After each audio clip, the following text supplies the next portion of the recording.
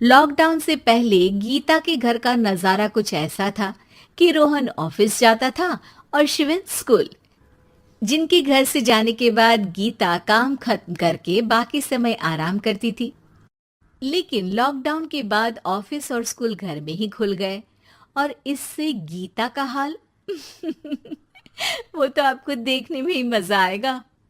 शिवेन, ओ शिवेन, महाराज उठने के लिए क्या 21 तोपों की सलामी लेंगे?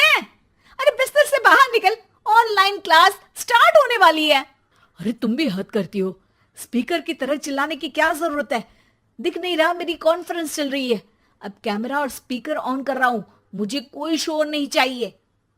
इस पर जैसे ही रोहन लैपटॉप का कैमरा और स्पीकर ऑन करता है तभी कुकर की सीटी बजती है। करा लो अब इसे चुप। लॉकडाउन नहीं हुआ, मेरी मौत का फरमान जारी हो गया। दोनों बाप बेटे ने नाक में दम किया हुआ है। ऐसा बोलकर गीता वहां से शिविन के कमरे में पहुंच जाती है, जहां शिविन अभी भी सो रहा होता है। ओ आलसी, अब अगर 5 मिनट में नहीं उठाना तो आज तेरा गेम और यूट्यूब कैंसिल। माँ की बात सुनकर शिविन बिना 1 मिनट गंवाए उठ खड़ा होता है। उठ गया, अभी नहाकर भी आता हूँ। ये नाटक कहीं और, मुंह पर गीला कपड़ा मार और पढ़ने बैठ। शिविन की ऑनलाइन क्लास स्टार्ट हो जाती है, जिस पर गीता उसे वहां बिठाकर रसोई में चली जाती है। थोड़ी देर में उसे कमरे से कुछ आवाज सुनाई देती है, जिसे सुनकर वो कमरे में वापस आती है। हाय राम, तुझे क्लास अटेंड करने के लिए बोला था, कैमरा ऑफ करके बिस्तर पर नाचने के लिए नहीं बोला था। मम्मी मुझे कुछ समझ नहीं आ रहा, आप बाद में पढ़ा देना ना। वैसे भी अटेंडेंस तो लगी गई है। हाँ हाँ बेटा, जरूर बन जा। तू अभी से हम सबका बाप बन जा। अरे नहीं मतलब कहाँ से लाते हो इतना दिमाग, और पढ़ाई करते हुए ये चला कहाँ जाता है? नाइस क्वेश्चन, दिमाग से पूछकर बता दूंगा। शिविन की बातों से परेशान होकर गीता उसे मारने के लिए जैसे ही आगे बढ़ती है तभी वो कमरे से बाहर भाग जाता है। अब शिविन आगे आगे और गीता हाथ में चप्पल पकड़े उसके पीछे पीछे पूरे घर में दोनों घूम रहे होते हैं। इसी बीच वो रोहन के पास पहुंच जाता है और शिविन को मारने वाली चप्पल रोहन के लैपटॉप पर जाकर गिरती है। ओए माँ! मम्मी, अब पापा को चप्पल मार रही हो?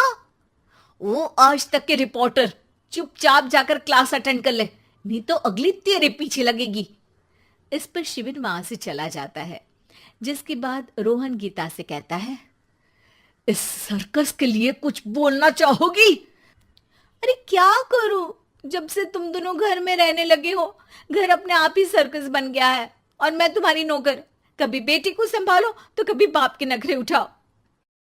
इन्हीं सब उथल पुथल में दिन बीतते रहते हैं, जिसमें हर रोज घर के अंदर कुछ नया सियप्पा खड़ा मिलता है, जो ज्यादातर शिविन और रोहन के ऑनलाइन स्कूल और ऑफिस से रिलेटेड ही होता है। एक सुबह, शिविन चल उठ, आज की क्लास जल्दी है। कैमरा ऑफ करके आप अटेंड कर लो। अरे ऐसे छित्तर पड़ेंगे दादी नानी सब एक साथ याद आ जाएंगी। गीता की लाख मशक्कतों के बाद क्लास तो खत्म हो जाती है, लेकिन उसके बाद शिविन फोन इस्तेमाल करते हुए इंस्टाग्राम रील बनाने लगता है। रसोड़े में कौन था? तुम थी, मैं थी, कौन था? कौन था? हाँ, मैं गरीब हूँ, मैं गरीब हूँ। अरे ओ गरीब के बेटे, आजा, मैं बनाती हूँ तुझे गरीब। मैं बताती हूँ रसोड़े में कौन था। पढ़ाई करने बोलो तो इनकी माँ मर जाती है और ये पागलपंतियां जितनी मर्जी करा लो। गीता शिविन को डांट रही होती है, तभी रोहन बीच में बोल पड़ता है, अरे बच्चा ही तो है, इतना गुस्सा क्यों कर रही हो?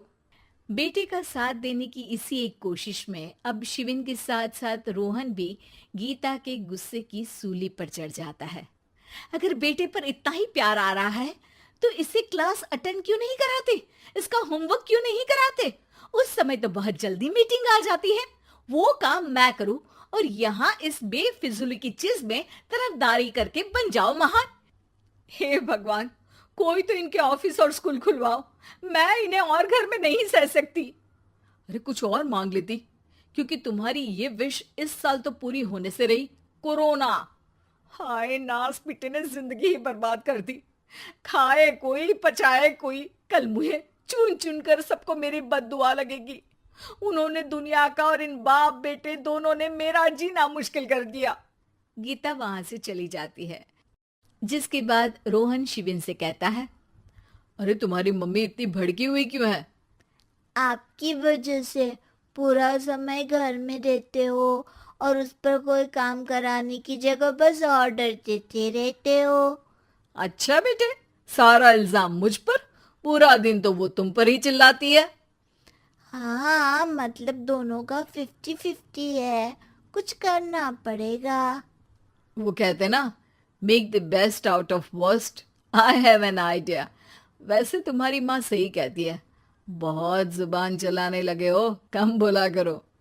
अगली सुबह रोहन और शिविन अपनी गलती को सुधारने के लिए गीता के उठने से पहले घर का आधा काम खत्म कर देते हैं, जिसे देखकर गीता खुश हो जाती है और फिर बाकी बचा काम वो तीनों मिलकर पूरा कर लेते हैं। जिसके बाद अब वो सब मिल बांट कर हर काम में एक दूसरे की मदद करते हुए लॉकडाउन का मजा लेने लगते हैं।